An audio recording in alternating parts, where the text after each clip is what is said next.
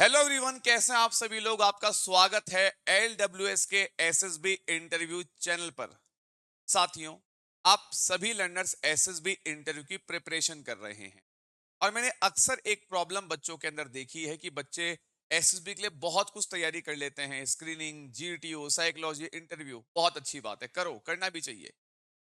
पर SSB के अंदर एक जो सबसे बड़ा फैक्टर आप लोग का मैंने मिसिंग देखा है वो है lack of knowledge, lack of current.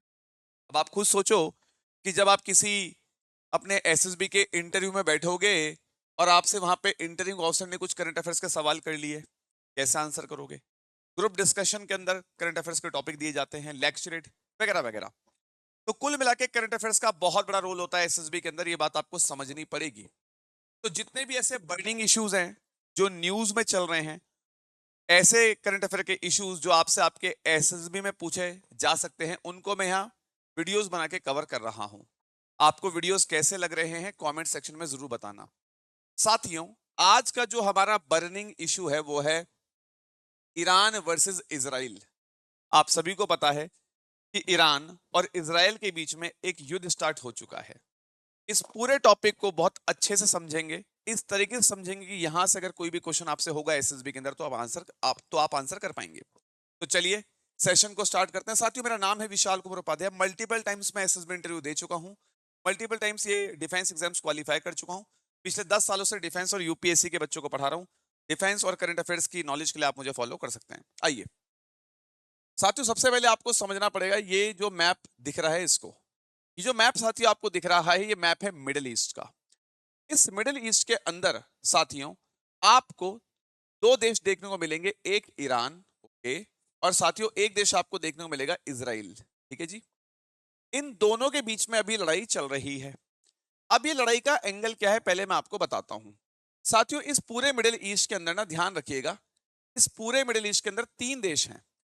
एक हो गया आपका इजराइल, ठीक है साथियों, एक हो गया आपका सऊदी अरेबिया, ओके, और साथियों एक देश हो गया आपका ईरान।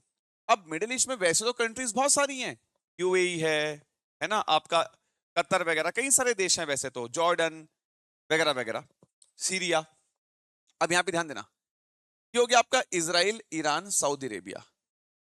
मिडिल ईस्ट के ये जो तीन देश हैं, ध्यान से सुनना मेरी बात, मिडिल ईस्ट के ये जो तीन देश हैं, इन तीनों देशों के बीच में हमेशा एक लड़ाई चलती रहती है, हमेशा एक लड़ाई चलती रहती है सुप्रीम बनने की, सुप्रीम बनने की, कि भैया मैं ज्यादा सुप्रीम हूं।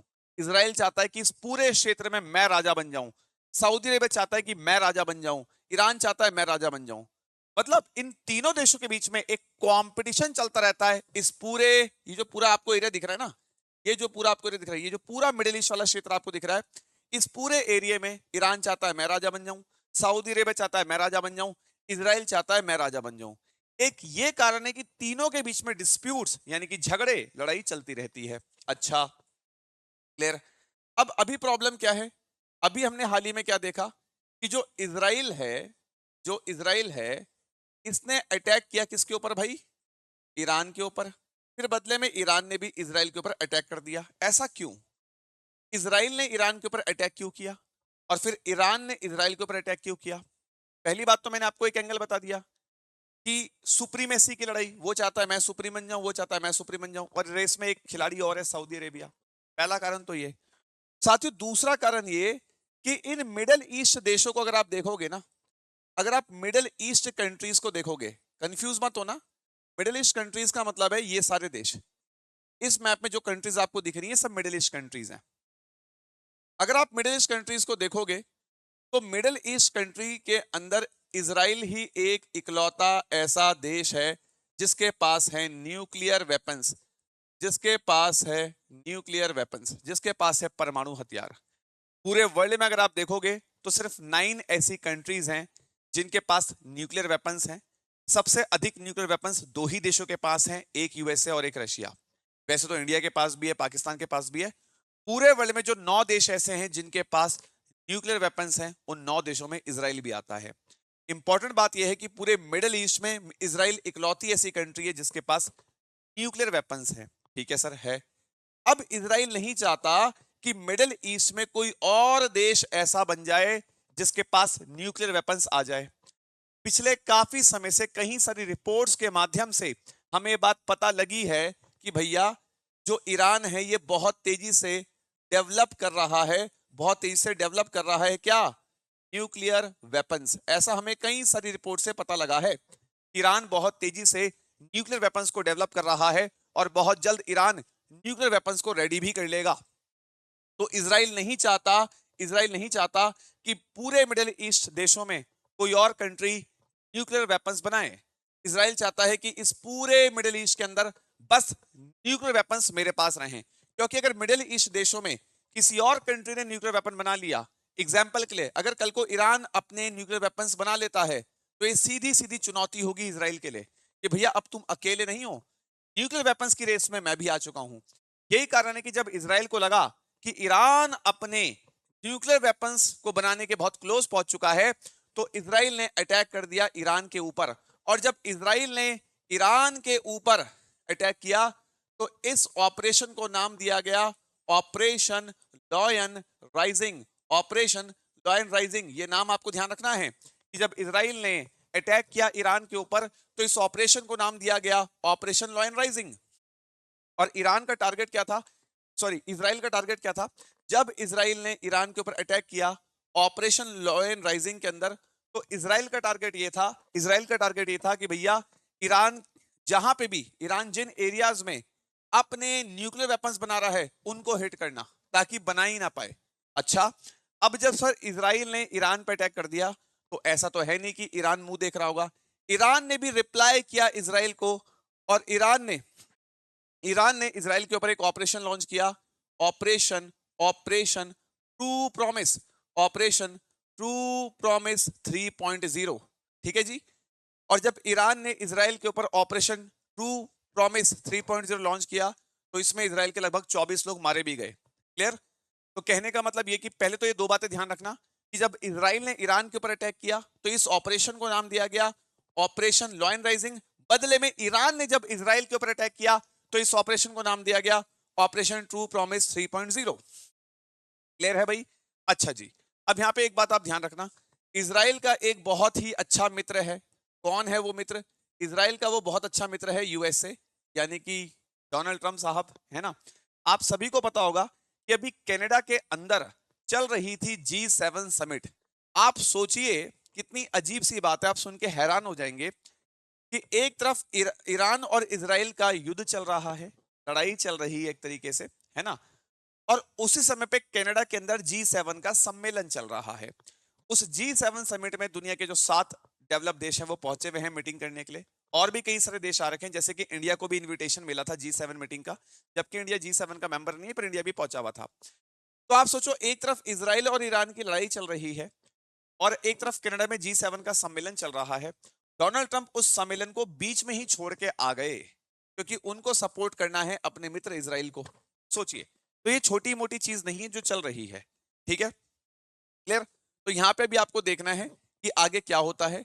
अभी चाइना, टर्की, अगर मैं बात करूं चाइना, टर्की और रशिया की, इन 3 देशों ने अनाउंस किया है कि भैया ईरान और इजराइल तुम्हें बातचीत करके इस युद्ध को रोक देना चाहिए। क्योंकि आप सभी को पता है कि जब लड़ाई होती है तो लड़ाई से किसी का फायदा नहीं होता है ना, लड़ाई से हमेशा सिर्फ कंट्रीज का नुकसान होता है, ये भी आप जानते हैं। क्योंकि भाई देखो, अगर ईरान इजराइल पर अटैक करेगा तो इजराइल के भी कई सारे लोग मारे जाएंगे, इजराइल ईरान पर अटैक करेगा तो ईरान के भी कई सारे लोग मारे जाएंगे, है ना। तो अभी रशिया ने, चाइना ने और टर्की ने ये बोला भी कि भैया आप लोगों को ये युद्ध रोक देना चाहिए।